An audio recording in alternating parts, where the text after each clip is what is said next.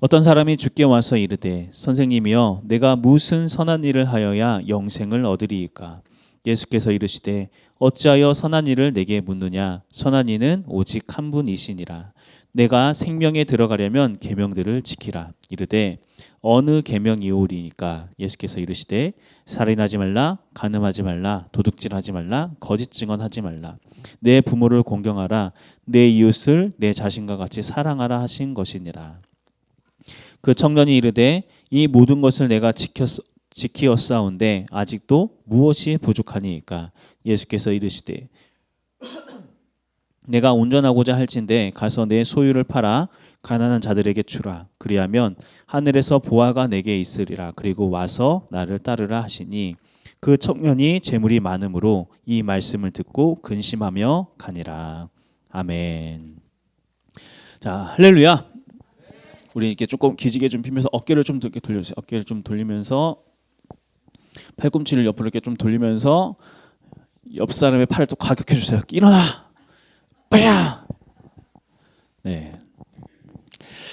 자, 우리가 이제 얘기했던 것처럼 대림절 어느덧 이제 3주차가 되었습니다. 오늘은 우리 대림절을 맞이해서 예수님을 기다리는 사람들 세 번째 시간으로 바늘기 통과하기라는 제목으로 하나님의 말씀 함께 나누도록 하겠습니다. 자, 우리가 앞서 대림절의 1주차, 2주차를 지내면서 총 2명의 사람에 대해서 우리가 살펴봤어요. 자, 첫 번째 어떤 사람인지 기억나시나요? 첫 번째 호수. 저번 주에도 똑같았던 것 같아요. 호수, 그리고 누웠어, 그리고 아팠어. 그런데 몇 년 됐어요? 38살? 아니죠. 38년 동안 38년 동안 베데스다 연못에, 호수가 아니고 연못에 누워 있었던 그 사람에 대한 이야기가 나왔었고, 자, 저번 주에는 여자 여자, 그래요. 여자였어. 남자는 아니었어요. 그리고 사마리아에 살았어요. 다 이게 띄엄띄엄만 대답해 주실 거예요? 붙여서 이혼 5번. 네, 오케이. 자, 사마리아 여인에 대한 이야기들 우리가 저번 주에 살펴봤죠. 그 사마리아에 대한 여인이 이야기가 단순히 한 명의 개인의 어떤 회복에 대한 이야기가 아니라 민족의 회복. 자기가 진리라고 믿고 있음에도 불구하고 그 진리와는 상관없이 목말라 하고 있는 그 모습, 바로 우리들의 모습에 대해서 말씀하셨고, 그런 우리들에게 예수님께서 찾아오셨다. 이 이야기를 함께 나누었습니다. 이제 오늘 우리가 살펴본 말씀은 오늘도 우리에게 굉장히 익숙한, 그리고 잘 알고 있는 그런 사람의 이야기예요. 누구인가 하면은 어느 부자 청년의 이야기. 부자 청년. 자, 부자 청년 이야기는 우리가 공간 복음이라고 하는 마태, 마가, 누가 복음, 이 세 개의 복음서에 전부 다 나오는 그런 내용이거든요. 이렇게 세 개의 복음서에서 다 다루고 있다라고 하는 것은 그만큼 중요하기 때문에 이렇게 다 다루고 있는데, 자, 먼저 이 각 복음서마다 이 사람이 어떤 사람이다라고 하는 게 설명하는 게 하나씩 이렇게 덧붙여져 있는데, 이것을 좀 덧붙여서 같이 딱 종합으로 보면은 이 사람이 최종적으로 어떤 사람이었다는 것이 딱 눈에 보이거든요. 자, 먼저 오늘 우리가 보게 되는 마태복음 19장 16절 말씀, 오늘 본문 말씀이에요. 우리 한번 읽어볼게요. 16절 말씀. 자, 같이 읽어봅시다. 시작. 어떤 사람이 주께 와서 이르되 선생님이여 내가 무슨 선한 일을 하여야 영생을 얻으리까. 자, 마태복음에서는 여기서는 어떤 사람이라고 표현을 했는데, 누가복음에서는 이 사람에 대해서 뭐라고 했냐면은 어떤 관리가 와서, 관리라고 이야기를 해요. 그 관리라고 하는 것은 어떤 중요한 직책을 맡은 공무원 정도가 된 것 같아요. 그리고 또 오늘 본문 말씀 20절 말씀을 보면은 20절에는 뭐라고 어떤 사람을 또 뭐라고 이야기하고 있어요? 그 청년이라고 하고 있어요. 자, 당시에 어떤 관직에 오르기 위해서는 그 최소한의 나이가 30살이 돼야 오를 수 있었거든요. 그렇다면 이 사람은 굉장히 젊은 나이에, 이른 나이에 관직에 오른 사람으로서 굉장히 유능했던 사람이라고 우리가 알 수가 있죠. 그리고 이 마태, 마가, 누가복음에서 다 공통적으로 이 사람에 대해서 공통적으로 이야기하고 있는 한 가지 특징이 있는데, 이 사람은 재물이 많은 뭐였다? 부자였다. 자, 젊은 관원의 부자였어요. 부럽죠? 그렇죠. 우리의 꿈에도 소원이 뭐예요? 부자. 예. 거침없어 우리는. 예. 자, 그런데 이뿐만이 아니에요. 이뿐만이 아니야. 자, 마가복음 말씀 보면은 이 사람이 예수님께 나올 때 했던 특별한 행동에 대해서 굳이 딱 기록을 하고 있거든요. 이 사람이 예수님께 어떻게 나왔는가? 자, 마가복음 10장 17절 말씀 앞에 화면으로 같이 한번 볼게요. 같이 읽어봅시다. 시작. 예수께서 길에 나가실새 한 사람이 달려와서 꿇어 앉아 묻자오되 선한 선생님이여 내가 무엇을 하여야 영생을 얻으리까? 자, 청년이 예수님께 지금 어떻게 나왔어요? 달려와서 꿇어 앉았다고 하고 있어요. 막 달려와서 이렇게 그 축구 세러머니 하듯이 막 짱 예수님 이렇게 도가니 다 나갈 정도로 이렇게 죄송합니다. 자, 이 모든 것들을 다 이게 종합해 보면은 오늘 등장하는 사람은 어떤 사람이었는가? 젊은 청년에 일찍 관직에 올랐고 부자이면서 굉장히 겸손하고 예의 바른 그런 성품을 가진 사람이라는 것을 우리가 알 수가 있어요. 자, 이런 사람을 요즘 말로 하면은 뭐라고 이야기하죠? 엄마, 친구, 아들. 줄여서 엄친아. 네. 엄친아라고 할 정도로 굉장해 보이는 그런 청년이 예수님께 나왔다는 거예요. 예수님께 왜 나왔을까? 우리 16절 말씀을 다시 한번 읽어볼게요. 16절 마태복음 19장 16절 같이 읽어봅시다. 시작. 어떤 사람이 주께 와서 이르되 선생님이여 내가 무슨 선한 일을 하여야 영생을 얻으리까? 자, 청년 지금 어떤 질문을 하고 있어요? 네, 어떻게 영생 얻을 수 있습니까? 영생을 어떻게 얻을 수 있습니까? 자, 이런 질문 생각해 보면 참 모범적인 질문인 것 같아요. 그렇지 않나요? 자, 여러분들 중에서도 30 즈음에 도대체 진리란 무엇일까? 영생을 얻기 위해서는 도대체 어떻게 해야 하는가? 이런 어떤 막 진지한 고민들을 물론 30이 안 되신 분들은 30 정도에 대해서 이 고민을 한번 해보세요. 자, 이러한 질문을 던지셨던 분들 막 있으신가요? 어떻게 부자가 될 것인가? 어떻게 취직을 할 것인가? 이런 고민은 많이 해봤어도 진리란 무엇이며 영생이란 물론 적어도 우리 여기 계신 분들은 다 이런 고민하면서 여기까지 오셨을 거라는 생각이 듭니다. 네, 그렇습니다. 자, 그러니까 이 청년 다시 한번 또 종합을 해보면은 이 청년은 젊고 부자의 관원의 예의까지 바르면서 진리에 대해서 영생에 대해서 굉장히 목마르라 하는 그런 사람이었다는 거예요. 뭐 하나 빠질 것이 없어 보이는 그런 사람이었죠. 그런데 이것을 다시 생각해 보면은 당시 사람들에게 있어서 이 청년의 질문은 굉장히 의외의 질문이었어요. 왜 의외의 질문인가? 당시 유대 사회에서 어느 한 관직에 오르기 위해서는 기본적으로 율법을 다른 사람들보다는 보다 더 철저하게 지켜야만이 관직에 오를 수 있었거든요. 게다가 이 청년이 부자라고 이야기를 했잖아요. 부자. 당시 유대 사회에서의 부자에 대한 관념과 지금 우리가 생각하는 이 부자에 대한 관념이 조금 다릅니다. 물론 지금도 그렇고 그때도 그렇고 돈이 많고 재물이 많은 사람을 부자라고 이야기를 해요. 하지만 조금 차이가 있다면은 유대 사회에서는 부자는 이꼬르 의인이라고 여겨지던 그런 시대였어요. 부자는 의인이다. 의인은 곧 부자다. 그러니까 의롭기 때문에 하나님으로부터 축복을 받아서 부자가 됐다라고 생각을 했던 거죠.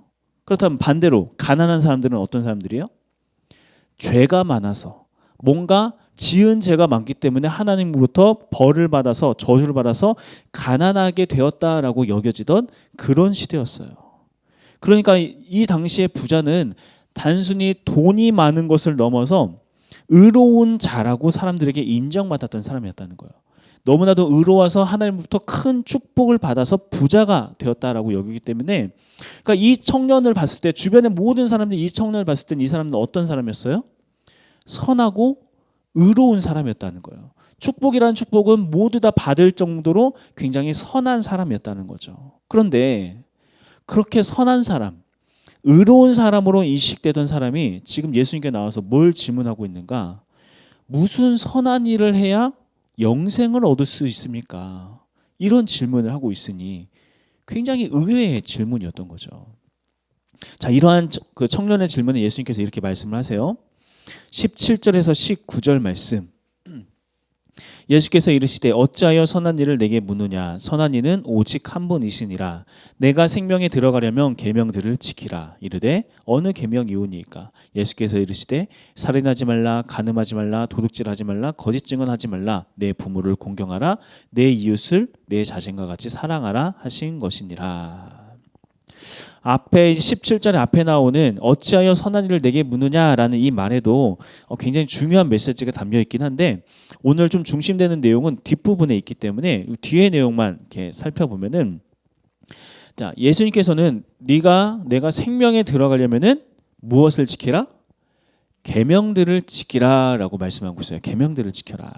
그러니까 예수님께서는 이 영생에 대한 갈급함을 가지고 있는 이 청년에게 계명을 지키라고 하신 후에 10계명, 그 10계명 안에서도 사람과 사람 사이에 지켜야 할 율법들에 대해서 쭉 이렇게 이야기를 해주세요. 자, 그리고 이러한 것들을 지키면은 네가 영생을 얻게 될 것이다. 이렇게 말씀하시죠. 그런데 이러한 예수님의 대답이 청년의 마음을 흡족하게 하지 못했던 것 같아요. 왜 그런가? 자, 20절 말씀이에요. 20절 말씀 읽어볼게요. 시작.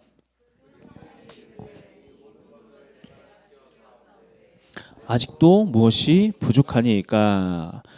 청년 지금 뭐라고 하고 있어요? 내가 이 모든 것들 다 지키고 있습니다. 다 지키고 있는데 이거 말고 또 뭐 더 없습니까? 무엇이 더 부족합니까? 자, 이러한 청년의 대답을 우리가 봤을 때는 이거 어떻게 다 지켜 그걸? 좀 건방진 거 아니야?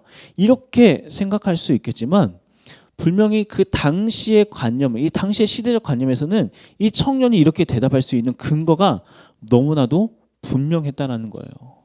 얘기했던 것처럼 이 청년이 예전부터 율법을 철저하게 지켜왔고 거기에 유능함까지 있었기 때문에 젊은 나이에 관료가 되었고 또 당시 사회적 관념에 따라 하나님의 축복을 받는 의인이었기 때문에 부자였고 그렇기 때문에 청년이 이렇게 대답했을 때 그 누구도 문제 삼을 사람이 없었다는 거예요.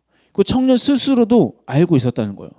내가 그 정도는 다 하고 있었는데 그 정도는 하고 있었는데 그런데 그 정도는 하고 있는데 문제는 뭐냐면은 여전히 목마르다는 거예요. 여전히 내 안에 해결되지 않는 뭔가가 있다라는 거예요. 자, 그게 무엇인가를 알고 싶어서 예수님께 나왔는데 예수님께서 자기가 알고 있는 똑같은 뻔한 그런 대답을 하시니 좀 실망인데 그런 생각을 가졌었던 거죠. 자, 그런데 이제 문제는 지금 예수님께서 하셨던 이 대답은 단순히 율법의 눈에 보이는 조항을 지키라고 하는 얘기가 아니었다라는 거예요. 예수님께서 하셨던 그 말씀은 무엇인가?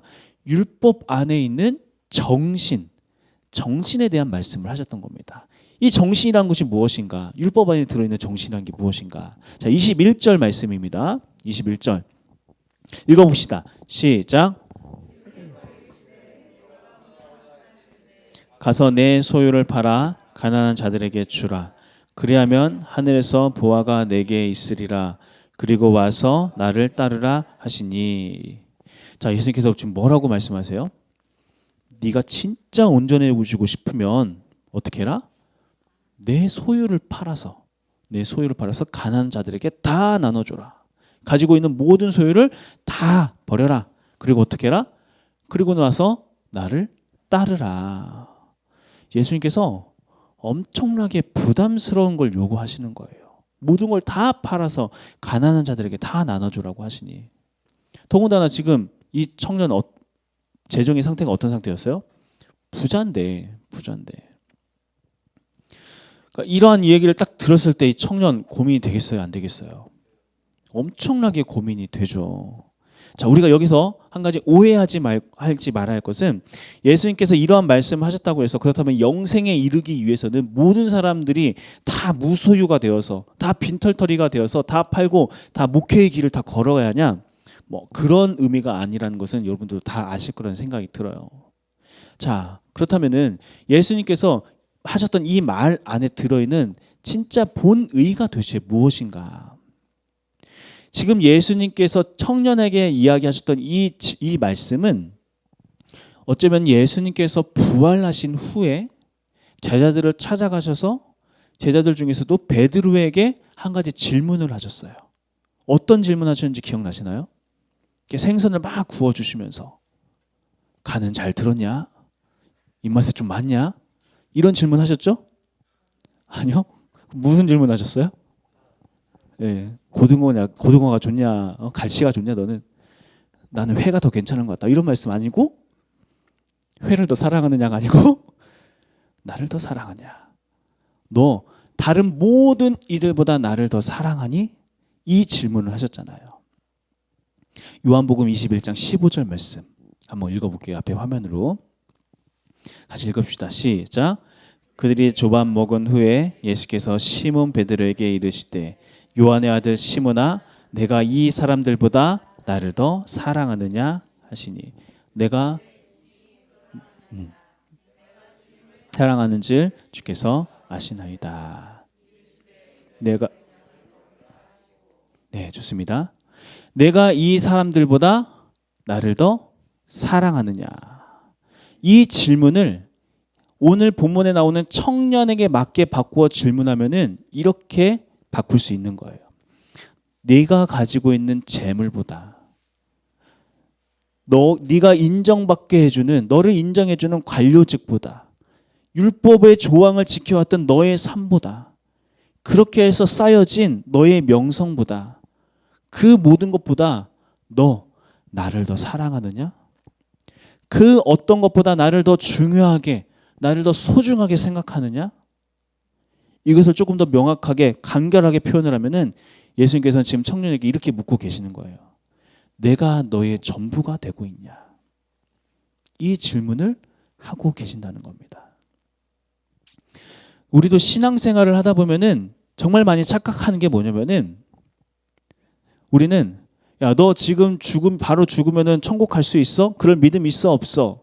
이 질문이 들어왔을 때 갈 수 있습니다. 네, 갈 수 있습니다라고 대답만 할 수 있으면 천국 갈 수 있다. 이렇게 생각하는 경우가 참 많이 있다라는 거예요. 그러한 믿음만 있으면은 영생을 얻은 것이다라고 생각하는 경우가 참 많이 있죠. 그리고 그러한 대답과 함께 어울러서 적당하게 착하게 살고 크게 문제 일으키지 않고 적당한 선에서 그 적당한 선의 그 바운더리 안에만 머물러서 그럭저럭 다른 사람한테 조금씩 베풀며 살고 나누며 살고 착하게 살면은 그러면은 그게 구원받은 자의 삶이다라고 생각하는 경우가 참 많이 있다라고 하는 거예요. 물론 우리는 예수님을 믿으면 구원을 받아요. 예수님을 향한 믿음만이 우리를 구원에 이르게 해줘요. 그리고 예수님을 믿는 사람이라면 당연히 선하게 살아야 하는 것도 당연히 맞는 이야기죠. 그런데 예수님께서 말씀하시는 진짜 예수님을 믿는다는 것이 무엇인가? 예수님께서 인정하시는 믿음이란 게 도대체 무엇인가? 이게 중요하다라는 거예요. 단순히 나는 예수님 믿으니까 천국 갈 수 있어 라고 하는 이 대답을 넘어서 지금 예수님께서 묻고 계시는 게 무엇이에요? 진짜 영생에 이르는 것이 무엇인 줄 알아라고 하면서 지금 청년에게 하는 것이 요구하는 게 뭐예요? 너의 삶에서 나보다 귀한 것이 하나도 없는 거, 내가 너의 전부가 되는 거, 내가 그걸 원하는데 너 그 믿음까지 나아올 수 있겠니? 이게 진짜 구원에 이르는 믿음인데 너 이 구원에 이르는 믿음 네 안에 지금 있니? 이 질문을 이 대답을 하고 계신다라고 하는 거예요. 이것을 바꾸어서 이야기하면은 그가 내 안에 내가 그 안에 거하면서 서로가 완전히 하나가 되어지는 거. 이게 예수님께서 말씀하시는 참된 믿음이다라고 이야기하고 계시며 이러한 믿음이 우리를 구원으로 영생으로 이끌어 준다고 말씀하고 계신다는 거죠. 자, 이렇게 예수님과 하나가 된 사람은 더 이상 자기의 것을 주장하지 않아요. 뭔가를 더 움켜쥐기 위해서 애쓰거나 어떻게든 자기 것을 막 지켜내려고 전전긍긍하지 않게 돼요. 왜 그럴까요? 예수님이 나의 전부이니까. 예수님이 나의 모든 것이니까 그 외의 것들은 그냥 있어도 그만 없어도 그만인 것이 되는 거예요. 예수님이 나의 모든 것이고 나의 모든 걸 다 채우고 계시니까. 그렇기 때문에 예수님이 자기의 전부인 사람은 다른 사람에 의하여 기꺼이 나의 것을 찢어서 나누는 그런 삶을 살 수 있게 되어지는 거예요. 생각보다 이게 안 된 사람이 너무나도 많이 있거든요. 물론 어느 정도 안에서 그냥 나누는 거, 그냥 내가 있으니까 조금 있으니까 불쌍한 사람 나눠줘야지 이런 것, 이 정도는 할 수 있어요. 그런데 지금 예수님께서 말씀하신 게 뭐냐면은 너의 것을 다 나눠 찢어서 네가 희생해서 그것을 가지고 다른 사람에게 먹일 수 있냐? 어떻게 이게 가능하다고요? 예수님이 나의 전부가 된 사람만 이게 가능하다라고 하는 거예요. 예수님이 나의 전부가 된 사람. 반면에 예수님을 믿는다고 하면서 예수님이 나의 아버지, 나의 구세주, 나의 전부가 되지 않은 사람들은 이러한 예수님의 질문이 딱 들어왔을 때 바로 어떤 생각이 드는지 아시나요? 22절 말씀 한번 읽어볼게요. 22절 시작. 자 다시 22절 죄송합니다. 제가 빨리 했습니다. 22절 같이 시작.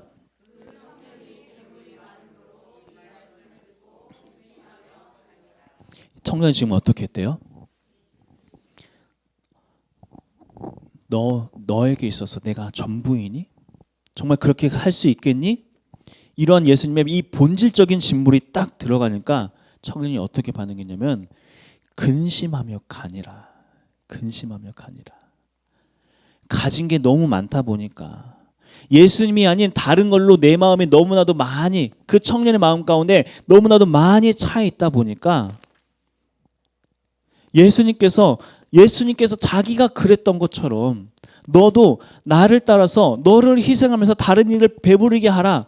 내가 걸었던 그 길을 걸어와라. 이렇게 이야기하니까 근심이 됐다는 거예요. 근심이. 내가 어떻게 해서 여기까지 왔는데 내가 얼마나 많은 걸 갖고 있는데 예수님께서 더 많은 것을 주지는 못하실 망정 이걸 다 내려오라고 하니 청년은 예수님의 말씀이 너무나도 근심이 되어서 그렇게 예수님이 자기의 전부가 되는 것을 거부하고 떠나가 버리게 됩니다. 자, 그런데 이러한 근심이 과연 이 본문 말씀에 나오는 이 청년만의 근심일까? 지금 설교를 듣고 있는 우리, 저를 포함한 여러분들 이 또한 이러한 예수님의 말씀에 혹시라도 근심이 생기진 않나요? 지금 그래도 나는 어느 정도 좀 잘하고 있는 것 같은데 믿음도 있고 그래도 나쁘지 않게 특별히 못되지 않게 잘 살아가고 성실하게 잘 살고 있는데 그래서 그것에 대한 대가로 그래도 많은 것들 지금 누리고 있고 많은 것들 얻어서 지금 내가 어떻게 겨우겨우 여기까지 왔는데 지금 예수님께서 우리에게 요구하시는 건 너무나도 부담스러운 것을 요구하시는 거 아닌가 이런 생각이 들기도 하겠죠. 우리가 왜 이런 부담을 갖게 되는가? 우리도 어쩌면은 정말 착각하고 있었던 것일지도 모른다는 거예요. 어떤 착각인가? 신앙생활이라는 게 그래도 교회는 열심히 나가고 예배에 열심히 참석하고 바른 말 고운 말 사용하고 적당히 착한 삶 살면 그러면은 되는 걸로 그 정도면 되는 걸로 여기면서 착각하고 있었던 것일지도 모른다는 거예요. 그 정도 살고 있으면서 그래도 나는 잘하고 있겠지. 이 정도면 구원 받았겠지. 그런데 예수님께서 우리에게 말씀하시는 영생 얻은 삶이란 것은 무엇인가? 예수님이 나의 전부인 삶이라는 거예요. 예수님 때문에 나의 모든 것을 기꺼이 나누고 희생할 수 있는 그런 삶이라는 거예요. 그런 삶을 살라고 우리에게 명령하고 계신다는 거죠. 이러한 예수님의 말씀에 내 마음이 계속해서 근심 가운데 머물러지게 된다면은 이제는 우리 스스로 물어봐야 돼요. 뭘 물어보는가? 나는 무엇을 버리지 못해서 예수님을 제대로 못 따르고 있는가? 나는 예수님보다 무엇을 더 사랑하고 있는가?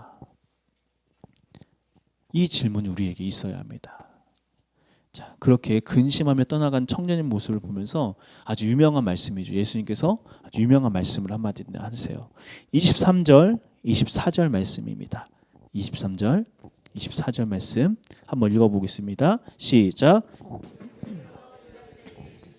내가 진실로 너희에게 이르노니 부자는 천국에 들어가기가 어려우니라. 다시 너희에게 말하노니 낙타가 바늘귀로 들어가는 것이 부자가 하나님의 나라에 들어가는 것보다 쉬우니라 하시니. 자, 예수님께서는 부자가 천국에 들어가는 것이 낙타가 바늘귀로 들어가는 것보다 더 어렵다 이렇게 이야기를 하십니다. 그런데 우리가 이 본문에 가장 많이 오해하고 있는 이 구절이 우리가 오해하고 있는 구절 중에 하나인데, 자, 여기에서 이야기하는 이 바늘귀라고 한 게 번역상으로 이 바늘귀라고 번역이 되었지만 실질적으로 옷을 꿰매는 그런 바늘을 이야기하는 게 아니에요. 자, 여기서 이 바늘귀라는 게 뭐냐면은 당시 유대 그 지역의 성을 보면은 낙타들이나 수레가 지나갈 수 있는 큰 문이 있어요. 큰 문이 있는데 이것은 이제 일정한 오후 딱 그 시간이 되면 통금 시간이 되면은 이 큰 문은 딱 닫히게 됩니다. 그런데 이제 사람이 왔다 갔다 할 때는 이 큰 문 안에 이렇게 옆에 이렇게 하나 조그맣게 있는 쪽문이 하나 있어요. 어떤 모양인지 혹시 다들 상상이 되시나요? 막 우리나라 그 옛날 집들도 막 그렇게 있었던 것 같은데 큰 문, 낙타나 이렇게 이런 것들이 지나가는 큰 문 옆에 조그만한 문, 이 조그만한 문이 여기서 성경에서 이야기하는 바늘귀라고 이야기를 하는 거예요. 우리가 이것을 알면은 오늘 이 예수님의 말씀이 조금 더 이해가 될 거라는 생각이 들어요. 자, 그러니까 당시 사람들이 지나갈 수 있는 그 문에 그 큰 낙타가 지나가려고 하면은 어떻게 했어요? 쉽지 않잖아요. 더군다나 그 낙타가 굉장히 많은 짐들을 다 짊어지고 있다고 하면은 그 구멍으로 그 조그마한 문으로 들어가는 게 가능할까요? 불가능할까요? 당연히 불가능하겠죠. 자, 억지로라도 그 낙타가 그 바늘귀라고 이야기하는 그 문에 들어가기 위해서는 어떻게 해야 돼요? 가지고 있는 모든 짐들을 다 내려놔야 돼요.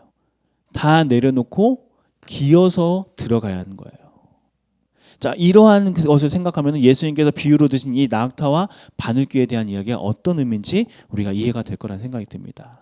자, 그렇게 해야만이 들어갈 수 있는 것처럼 부자가 천국에 들어가기 위해서는 자기가 가지고 있는 모든 소유에 대해서 이 모든 것들을 내려놓는 것이 있어야 하는데 그게 정말 쉽지가 않다. 그 이야기를 하고 있다는 거예요. 그런데 이러한 낙타와 바늘귀의 이야기를 듣고 제자들이 놀라서 이야기를 해요. 25절 말씀을 보면은 제자들이 듣고 몹시 놀라 이르되 그렇다면 누가 구원을 얻을 수 있으리까? 그렇다면 누가 구원을 얻을 수 있는 겁니까? 정말 그렇게 자기의 모든 것을 다 버리고 자기를 낮춰야 들어갈 수 있는 거라면 누가 천국에 들어가는 게 정말 가능하긴 한 겁니까? 이러한 질문에 예수님께서 아주 중요한 말씀을 하십니다. 자, 24절 말씀을 한번 볼게요. 24절. 자, 24절 같이 읽어봅시다. 시작.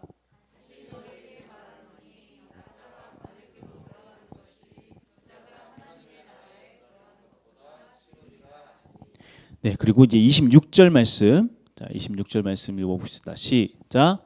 예수께서 그들을 보시며 이르시되 사람으로서는 할 수 없으나 하나님으로서는 다 할 수 있느니라. 사람의 힘으로는 할 수 없지만 누구는 할 수 있다? 하나님께서는 할 수 있다. 여기서 말씀하시는 하나님으로서는 다 하실 수 있느니라라는 이 말씀은 예수님께서 자기가 곧 있으면 지게 될 십자가의 사건을 염두에 두고 지금 하시는 말씀입니다. 사람의 힘으로, 사람의 의지로, 사람의 능력으로는 절대 자기의 것을 포기하고 내려놓고 그러면서 예수님을 자기의 전부로 여기면서 살아가는 것, 이게 불가능한 일이에요. 하지만 예수님과 함께 십자가에 죽은 자들, 정말 예수님과 함께 내가 십자가에 못 박힌 자들은 이러한 예수님의 질문 앞에 잠시 머뭇거리고 고민될 수는 있어요. 그렇게 할 수 있을까? 그런데 정말 내가 십자가에 못 박혀 본 자들은 알고 있어요. 뭘 알고 있는가? 내가 가지고 있는, 내가 소유하고 있는 이것들이 생각보다 그렇게 큰 게 아니라는 거. 그렇게 대단한 것이 아니라는 거. 이걸로 인하여서 정말 내 삶이 행복해지고 내 삶에 뭔가 평화가 오고 그런 건가? 그게 아니라는 걸 십자가에 못 박힌 사람들은, 못 박혀본 사람들은 다 알 수가 있다라는 거예요. 그렇기 때문에 하나님께서 하셨던 그 일, 예수님께서 십자가에 못 박혀 죽으실 때 그 위에서 나도 함께 죽었던 그런 자들은 기꺼이 어떻게 하는 건가?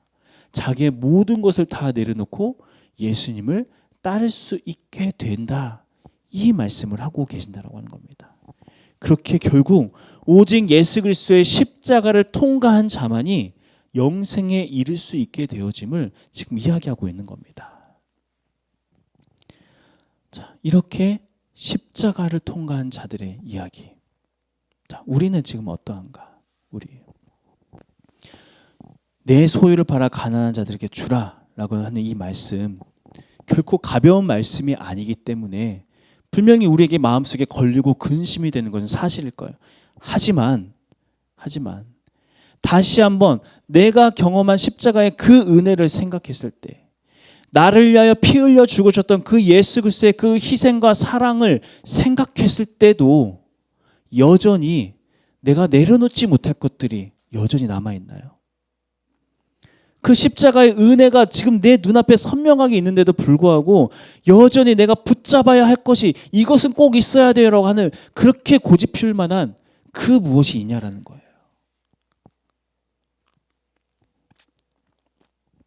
십자가를 통과해서 그 은혜가 무엇인지를 경험한 사람은 이야기했던 것처럼 잠시 고민되고 걱정될 수 있지만 기꺼이 그 길을 걸어갈 수 있게 되어집니다. 왜냐? 예수님이 전부가 되셨기 때문에, 예수님이 전부가 된다는 게 무엇인지를 알기 때문에.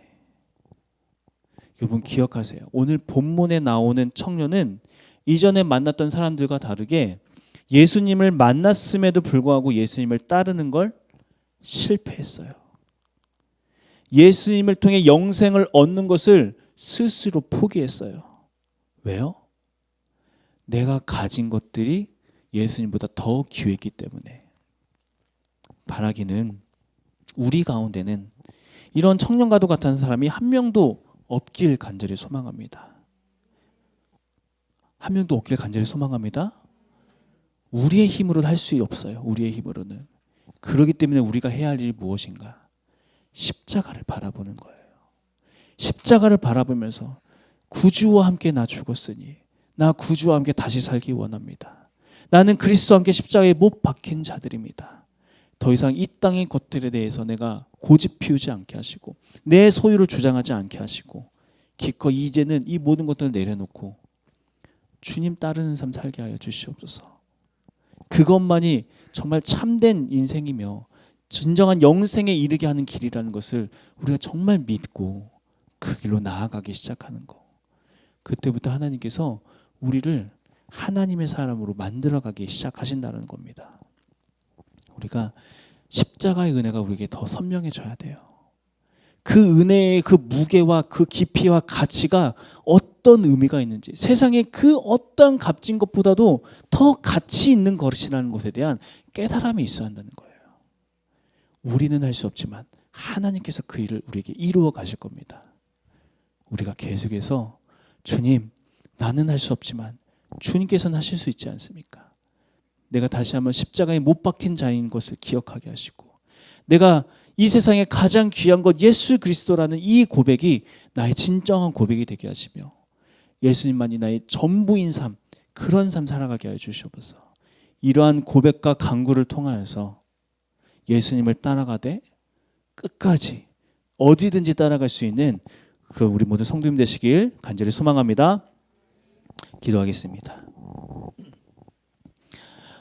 하나님, 오늘 또 예수님을 찾아왔던 이 청년의 모습 가운데 우리들의 모습을 보게 됩니다. 너의 모든 것을 다 팔아 가난한 자들에게 나눠주고 나를 따르라. 이 말씀이 청년의 마음을 근심하게 했던 것처럼 하나님, 우리 오늘 들려진 하나님의 말씀도 우리에게 근심이 되는 그런 말씀으로 다가오고 있습니다. 하지만 하나님, 이러한 근심이 내 힘으로 내 능력으로 극복할 수 있는 것들이 아니라 우리는 할 수 없지만 하나님께서 하실 수 있을 줄 믿습니다. 우리가 다시 한번 기억해야 할 것, 우리는 예수님과 함께 십자가에 못 박힌 자들이라는 거. 예수 그리스도의 그 십자가의 사랑이 나를 살게 했다라는 거. 예수님보다 이 세상에 더욱더 귀한 것은 하나도 없다라는 거. 거기에 대한 믿음과 신뢰가 있게 하여 주시고 그 믿음 때문에 기꺼이 나누고 희생하는 그 일에 우리가 주저하지 않게 하여 주시며 예수님께서 하셨을 그 일을 이 땅 가운데 해가는 우리 모두가 다 되어지게 하여 주시옵소서. 우리가 그렇게 낙타가 바늘길을 통과한 것처럼 우리 또한 그리스도의 십자가를 통하여 영생에 이르는 자들 다 되어지게 하여 주시옵소서. 감사드리며 예수 그리스도의 이름으로 기도드렸습니다. 아멘.